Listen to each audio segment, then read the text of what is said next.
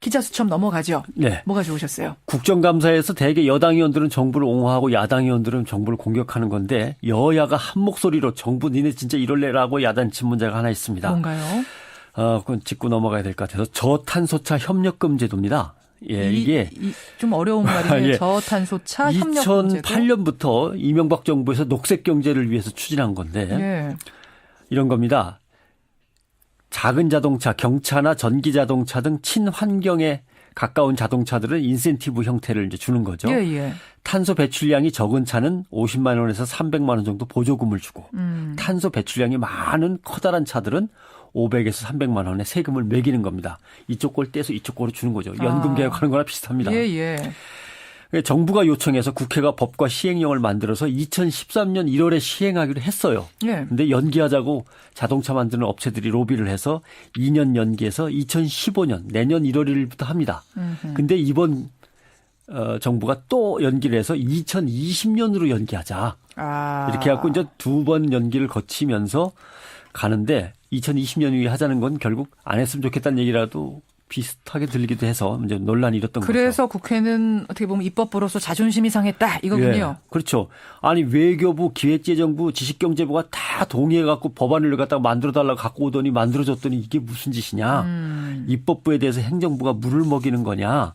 정부가 이런 식으로 법을 만들어 놓은 걸 안 지키면 국민이나 기업이 온실가스 기준이나 자동차 배출가스 기준을 제대로 지키겠냐. 이런 것들이죠.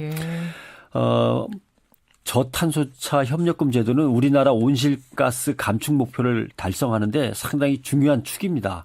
이거 없이는 우리나라가 온실가스를 제대로 줄여나갈 수가 없는 거죠. 정부도 무조건 미루자는 건 아니고 뭐가 이유가 있을 거 아니에요. 그렇죠. 예. 이거를 미루는 대신 친환경차에 대해서는 세제 감면 혜택을 주거나 보조금을 좀 더 주거나 이런 쪽으로 하겠다라고 하는데 이제 이거 가지고는 이제 좀 미흡하기도 하고 또 하나 연비 기준 같은 경우도 강화한다고 하지만 이것도 기업이 로비하면 또 뒤로 밀릴 게 뻔하다고 보는 거죠. 그다음에 세제 감면 보조금 확대 역시 지금 공무원 연금도 깎으려고 하는 판에 돈이 없어가지고 세제 감면 보조금 확대를 정부가 과연 할 거냐 이것도 못 믿었고 이제 이렇게 되는 거죠. 그러니까 지금 이 돌아가는 걸 보니까 결국 자동차 업계 사정이 지금 굉장히 안 좋다. 그러니까 이거를 이제 미루자 이렇게 되는 것 같아요. 예, 그 상황 파악을 정부도 동의하고 자동차 업계 요구를 받아들인 것처럼 보입니다. 그래요.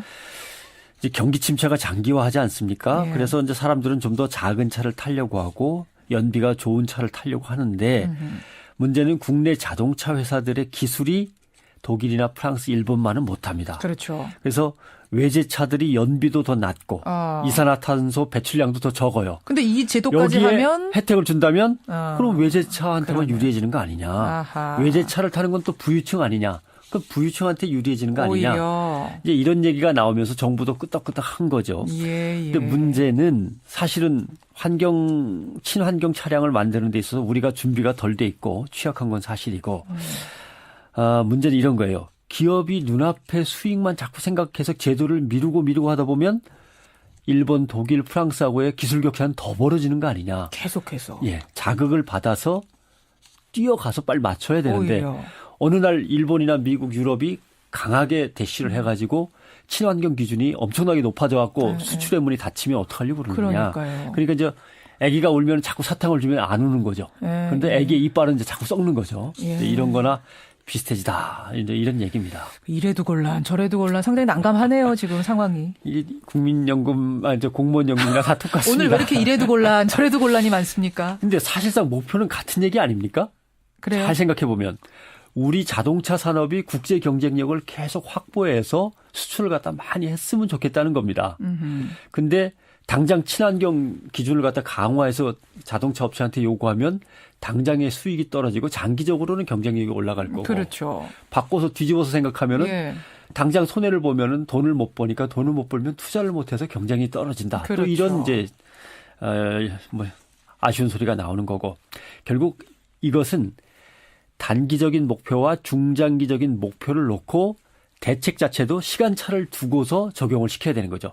단기적으로는 이런 대책, 중기적으로는 이런 대책, 장기적으로는 이런 대책. 그러네요. 어느 하나를 탁 택하는 게 아니고 시간에 맞추어서 각각 그 강도와 방향을 정해가면서 정책을 짜야 되는 거죠. 그 컨트롤을 해야 될 사람이 누구냐? 정부죠. 정부가 해야 되는데 정부와 국회 얘기도 안 들어보고 그다음에 친환경단체 쪽 또는 뭐 기업 쪽 이렇게 있으면 골고루 들어봐야 되는데 기업 쪽의 의견을 두고서 덜컥 안을 내놓으니까 그리고 무조건 미룬다고 하니까 예. 국회에서는 여야 다 난리를 치는 거고 환경단체 쪽에서는 역시 친비즈니스 쪽이다 비판하는 거죠. 판상욱 대기자의 기자수첩 우리가 놓치기 쉬운 부분 잘 짚어주셨습니다. 고맙습니다.